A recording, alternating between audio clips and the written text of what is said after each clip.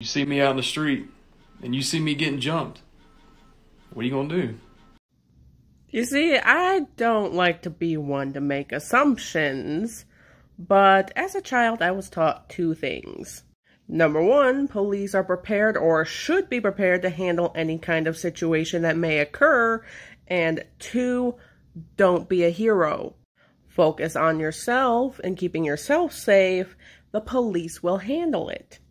Listen, I'm not at all a believer of the phrase ACAB, and I do see the purpose of having police officers. I do hold a certain amount of respect for them, but I feel like if you are not confident in your own abilities as an on-duty police officer, you should go back to training. Okay, so I was going to tell you what type of lipstick it was and where you could get it, but the bottom of the tube literally says, don't tell. Who is a teacher that wronged you and you're still mad about it? Let's take a trip down memory lane, shall we? My 5th grade teacher, Mrs. Mitchell. Admittedly, I started off that school year on the wrong foot by stating that I heard that she was a mean teacher. And this teacher heard this and basically went, challenge accepted. At one point, I ended up getting put on 1-day suspension in her class for something I can't even remember what I did. I spent the following school day doing all of my classwork in a cubicle in the main office. I finished it all like 3 hours before dismissal. I carry all this finished classwork back to her classroom to turn it in, and she screams at me that it's impossible for me to have all that work done and to go back and do it again. I'm 24 now, and Mrs. Mitchell, I still hate you. You know what's really been bugging me about this app lately? The not your sound people. Here's a scenario, right? You're scrolling through TikTok. You come across one that you like, not just for the sound, but for the way the creator created this TikTok to match the sound perfectly. You go to the comment section to see what other people are saying about this TikTok, and you always find that one person who has the audacity to say, that's not your sound, you should give credit. Here's what I'll need you to do. Look to the bottom left-hand corner of the screen. You see where it has the description on this TikTok? Look right below that. You see that little band of text that's scrolling across there? That's the credit. Need I remind you all that TikTok was founded on the premises of not your sound. Just admit the creator has talent and move on.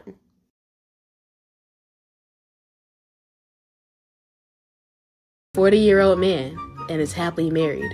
Has 2 kids and 1 on the way. Listen, I am a proud fan of Tom Hiddleston, but here's the thing. Man is not married and doesn't have kids. He just, and I mean just, got a girlfriend, which I am happy for him because I'd rather he take his time finding someone than get caught up in all the relationship drama every other celebrity seems to get caught up in.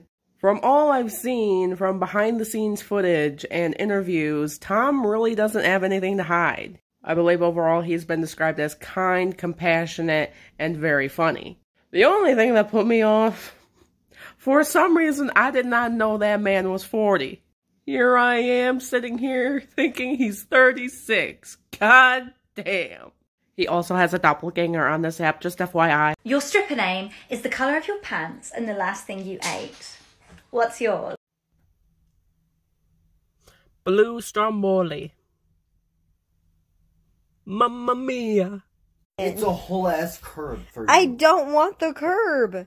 I grabbed it for you. I don't know whose man's that is. I don't need to know. What I do need to know, though, is where I can get one. I want a man that'll bring me a whole ass curb. It is the equivalent of someone finding a rock that they thought looked nice and giving it to you as a present. A curb is just a big ass rock. I officially have 3 types of men. Tall, dark, and supernatural. big, burly Viking, and gifter of the curb. I cannot be trusted to go out and do anything by myself. If I look like an absolute train wreck at the moment, there's a good reason. The weather has been warming up in Michigan. The temperatures have been increasing, and since it's weekend, I thought it would be a good idea to go down to the lake in the afternoon and go swimming. I think I was there for about 2.5 hours. And my face and shoulders feel like I moisturized them with Tabasco sauce. Admittedly, this is somewhat normal. I burn first and then I tan. But you'd think my dumb ass would have heard of a magical elixir known as sunscreen. Show me this. How the fuck did we survive those death traps they had us play with on playgrounds? Well, I know I'm a member of Gen Z, brought to you courtesy of 1997, and I think I might be able to provide some answers. Exhibit A, the swing set. We had no sense of self-preservation. Our goal wasn't to avoid falling off of the swing set. No, we would intentionally jump off, and the worst that would happen is you would feel that shock that would shoot through your ankles when you landed. Exhibit B, the tetherball. Those who could not handle Hoss's level of energy would stand back and avoid getting hurt. Those of us who could get up onto his level would send that shit full force back to him, and either it would smack him upside the face and he would go run crying, or we would get into a death match over this tetherball. And Exhibit C, the seesaw. We learned from an early age not to trust anyone, not even our closest friends. So when that other person would jump off, we were automatically ready to catch ourselves. I break into your house and I give you this Wagyu steak. What do you? I'm dying a glorious and wonderful death. I'm going to be demolishing that steak like it is my last meal. Because it will be. That steak is how I'm meant to depart from this mortal realm. People are going to be hearing how I died, and they're going to be like, really? A fucking steak? Elias died from eating a fucking steak? That's so on brand for him. So just know, if you break into my house and you give me that steak, it is all over. And don't even feel bad when my stomach inevitably bursts and I die, okay? Just know that was how I was meant to go out. I died the good death. MySpace. Honestly, I never got to have the full MySpace experience. I wasn't old enough to be on the internet yet. That was a little bit before my time. I think my sister had a MySpace though, I don't know for sure. I do know that I made an account at one point or another, and probably only used it once. Because right around that time, Facebook was like the central hub that everybody was at. But yeah, that's a real throwback right there, MySpace. Oh yeah, sure, no problem. This is my Alistair shirt. One of them, anyway. I also have this one, and it needs to be washed. When I actually first ordered the shirt that I'm wearing, in the same order I got another one that's just like it. So if you ordered one of these types of shirts and never received it in the mail, I'm sorry I took your shirt. But it doesn't end there. Oh no. I also have this hoodie. And this hoodie. I also have the Luna hoodie and many pins. And of course my Alistair plushie. I have a serious problem. He doesn't have a clue what's going on. Michael, you poor sweet thing. You don't have a thought behind those eyes, do you? Sweet boy.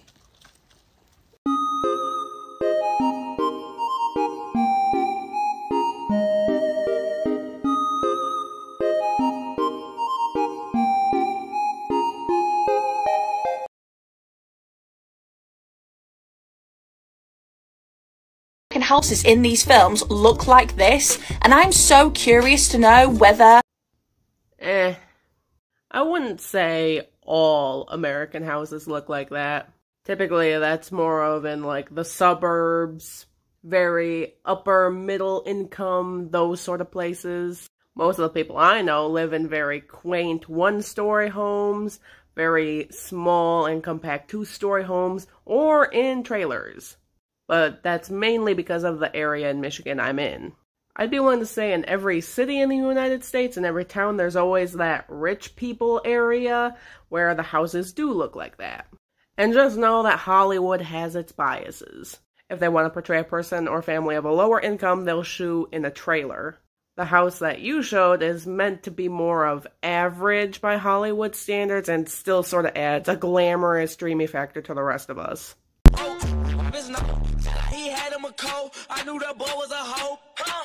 This is the easiest 1 million I've ever seen in my life.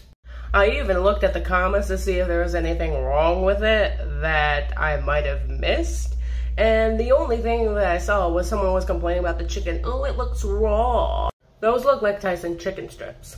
And those types of Tyson chicken strips usually come pre-cooked. The only reason you put them in the oven is to warm them up, essentially. And growing up in a middle-class family in America, we call that a before payday meal. Macaroni with some sort of side dish and a drink. Sure, the chicken and the pasta look bland as hell, and I'm not the biggest fan of Sprite, but if there's $1 million on the table, I'm eating it. Where's the challenge again? Yeah, I just want to know, who said it was okay for me to become an adult and to be given my own money? I just got back from Goodwill because I really needed jeans for work. And I found something that I necessarily didn't need, but I desperately wanted. See here. I found a plushie that looks like a giant peep. I shouldn't be allowed to go to any store by myself. This is what happens when you let me have my own money. This is what happens. Stitch this and let me know. Would you date you if the opposite filter hit on you? Well, first of all, now I know what I would look like with facial hair, I gotta say. I gotta start me some tea and give me some of this. I don't look half bad with facial hair. Now, let's see. Excuse you? Excuse you? Excuse you? Since when did I become a motherfucking succubus? What the hell?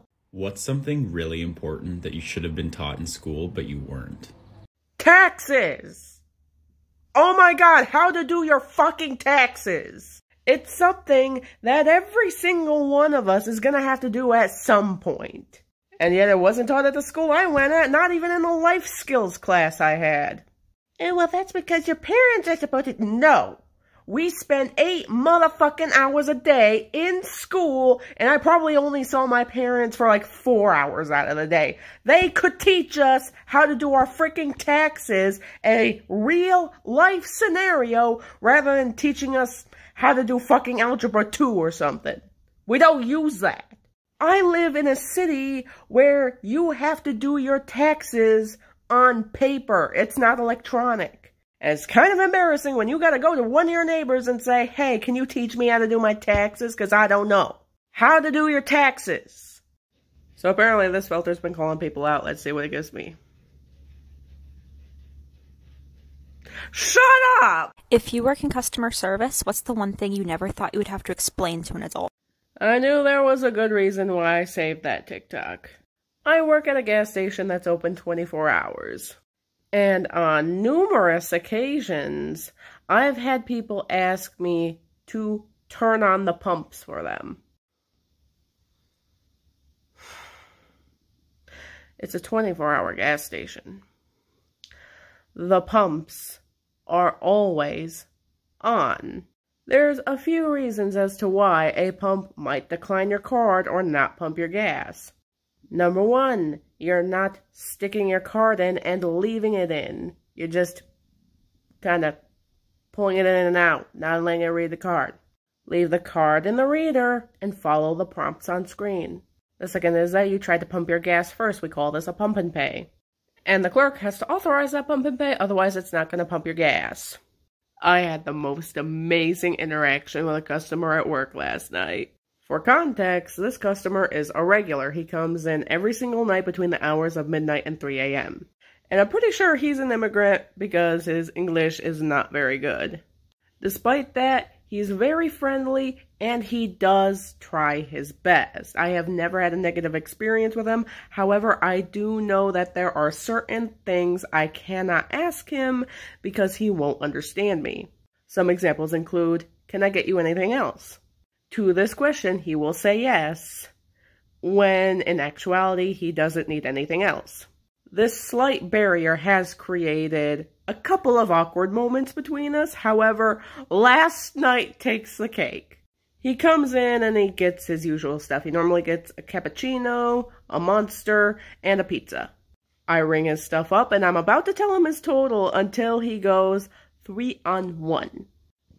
And I sit there for a hot minute trying to decode this strange message I have been given.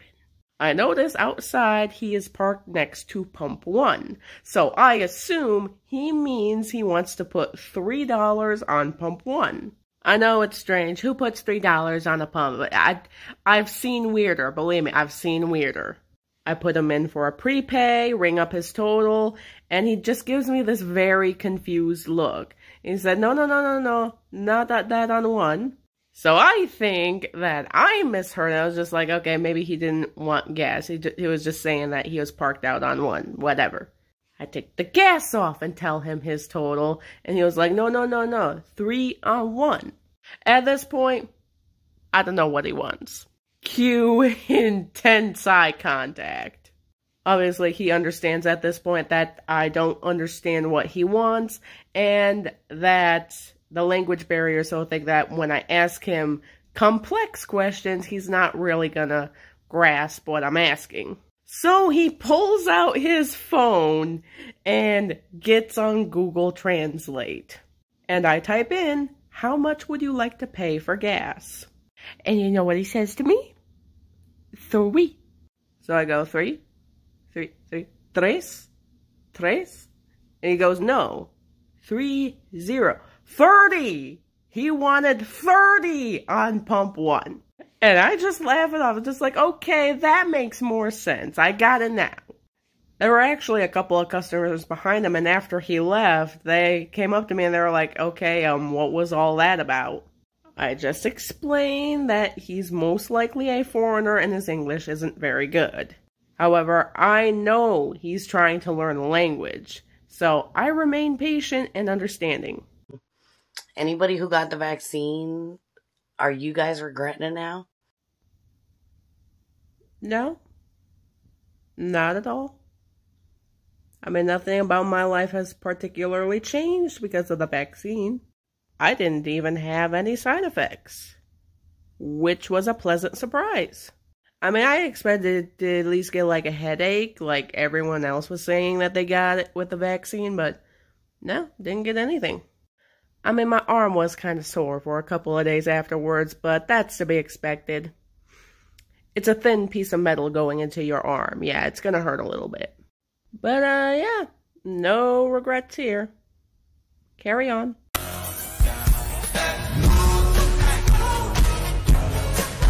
So, what you're telling me is that I was lied to from 8th grade, basically all the way up until graduation. I got 1, and I got 1 by using PEMDAS. Please excuse my dear Aunt Sally. I did it the way I was taught when I was in school. And y'all really out here saying the correct answer is 9? Because apparently PEMDAS doesn't count for shit anymore, and that we were all taught wrong, and basically there's another way you're supposed to do it that's the right way to do it. You're telling me that I struggled with math my entire life only to be taught the wrong shit? Is that what you're telling me? Oh yeah, but our education system's fine, isn't it? Okay, I can't stop thinking about something, so now you're all gonna have to deal with it. Have you ever wondered why our favorite hell of a butler, Sebastian Michaelis, is often referred to as old in the Black Butler series? I know way too much history for my own good.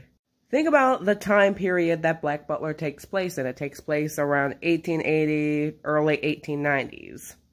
The average life expectancy of a person from around that time was around their early to mid-40s. Now, I don't know if this is still a feature or not, but back when I first joined Facebook in 2013, back around the time I first started getting into Black Butler, Facebook had a feature that would try to calculate the approximate age of a person shown in photos. Now, because I was such a weeb for Sebastian Michaelis, more often than not, I would use images of him as my profile picture. And Facebook determined that Sebastian Michaelis looks like he's between the ages of 28 to 32, 36 being the highest age it calculated. Now think for a moment what we as a society today view as a normal cause of death.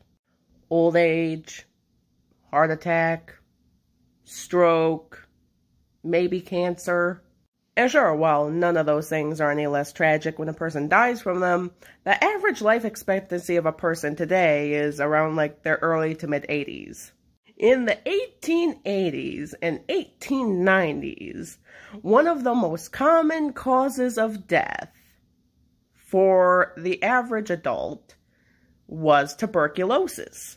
So picture, if you will, the characters who are around Sebastian, the people who interact with him, who believe he is an ordinary human being, expect this man to at any moment, at any point in time, to suddenly start coughing up blood. In their minds, at any minute, Sebastian could drop dead from tuberculosis. That is why Joker and a select few other characters, when they see Sebastian, they refer to him as an old fellow or an old man.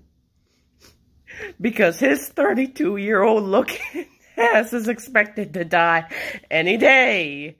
With these people being completely unaware of the fact that Sebastian is a demon that is well over 4,000 years old. This thought has haunted me for years, and now you have to live with it. So, I just walked into my kitchen, and I was about to make myself a cup of coffee. And I see this. What?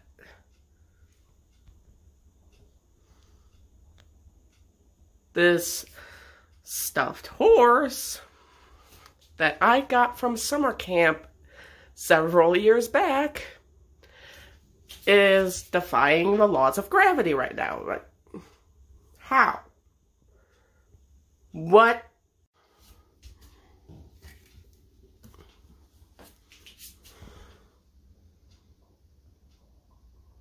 You got some explaining to do. Okay, so in regards of the video I posted yesterday regarding the weird incident with my plush horse dangling off of my cupboards in my kitchen, I'm willing to bet like 99% of the comments went something like this, with a bunch of people saying, oh, it was probably just Loki dicking around. And I'm willing to say you're right, however, it's probably not the Loki you're thinking of. This is my cat. His name is also Loki. And he has a tendency to jump up on high places. Today he slept on the top of this bookshelf all day, and the only reason he woke up is because I woke up. His other favorite place to sleep is at the top of this cupboard. That is the horse from yesterday, and yes, that is where it usually sits. You see, on a normal day, if Loki were to do this, this horse would just fall between the wall and the refrigerator. Yesterday, however, we got Spider Horse. I am so behind on the Attack on Titan series. I mean, where's the lie? Where's the lie? I can't find it. Do not try me. I have hair dye and I'm not afraid to use it. Do you want to know how far behind I am on the Attack on Titan series?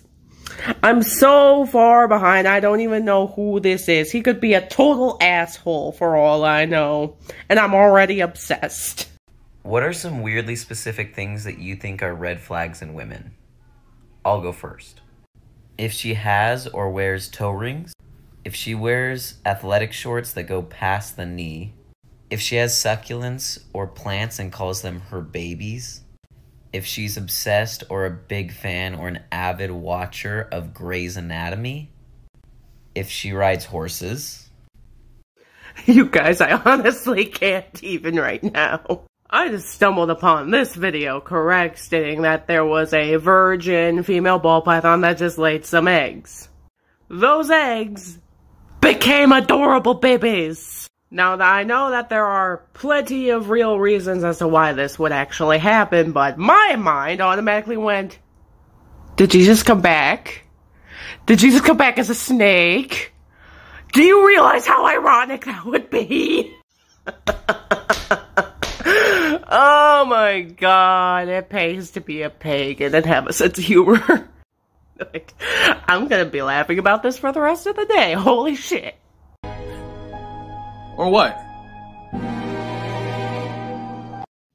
My guy, you've obviously never met a countryman before. Listen to What Was I Thinking by Dierks Bentley sometime. Listen to Cleaning This Gun by Rodney Atkins. That's not satire, my guy.